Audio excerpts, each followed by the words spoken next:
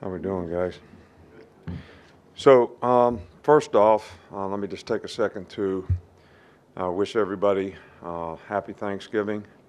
I know this is a great time of the year to have gratitude and give thanks for all the things that we have. I know we all spend a lot of time thinking about the things that we want and maybe not appreciating the things that we have, relationships and all the other things in the world that we worked hard to try to accomplish. So hopefully everybody has an opportunity to do that and has a very enjoyable and happy Thanksgiving.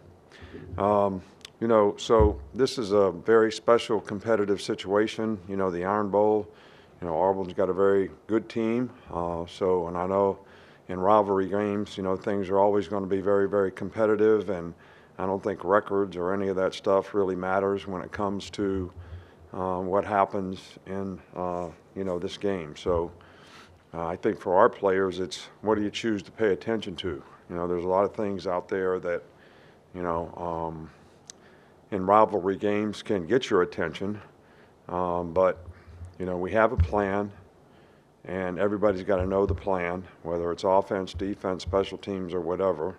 All right, we have a process that we've been working on how to execute that plan for a long time, all season long.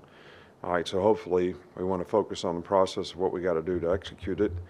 And then we got to have a sense of purpose for why is it important, to be able to have an opportunity to be successful in that game so that, we can stay focused on the right stuff. So that's kind of my message to the guys, and that's what I'd like for them to stay focused on. And because at the end of the day, it's going to be, kind of what happens on the field. And I think it's always been in this game, people talk about all the things that have happened, but basically in my experience, the team that plays the best is the team that has the best chance to be successful, and that's the way it's always worked out in the past. Starting with Charlie. Yeah, hey, Coach, just quickly, do you have an update on how Deontay Lawson and Jalen Key have progressed? Yeah, they both practiced, quite a bit this week, and, I just see how they continue to progress. You've coached against Hugh Freeze before, obviously. I mean, what characteristics do you see similar or different with this team that he has here as compared to the past teams you've coached against? Well, he's, to me, one of the best offensive coaches in the country in terms of taking the personnel and the players he has and, doing what he needs to do to help them be successful. And, they present a lot of multiples that, give you problems to try to stay gap sound against the run. And, they've done a good job all year with it. So, our players are going to have to be zeroed in on making the adjustments that we need to make, and I'm sure we'll probably see something different in the game than what we practice. So, I think Hugh's one of the best, most difficult preparations, that we have when we play against his offenses. What have you seen from Auburn running back Jaquez Hunter, and what is it the key to stopping a running back like that? Well, first of all, it's a little bit of what I just said about staying in the right places and adjusting correctly to the formations and motions and adjustments and unbalanced and, all that kind of stuff. But this guy runs hard. He's physical. He's hard to tackle. Good tackling is really important, to playing good defense anytime.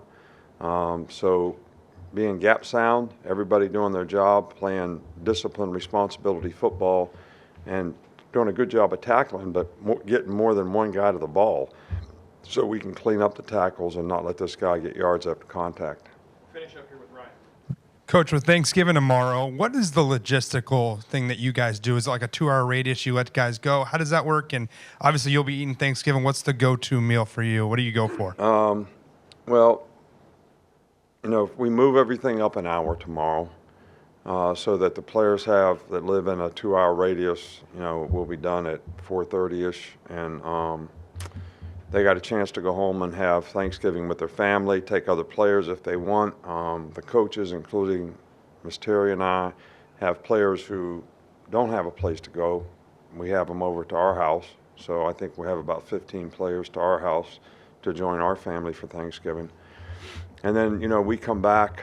We usually do one reel after practice on Thursday. We don't do that till Friday when players come back. And then we have a Thanksgiving dinner for all the families, players and coaches alike, on Friday, I think around noon. And then, you know, at 1 o'clock, you know, we start the process of meetings and walkthroughs and things that we would normally have on Friday, and get ready to travel and get ready to roll. So that's kind of the adjustments that we make relative to Thanksgiving. All right, Coach. Thank you. All right, thank you.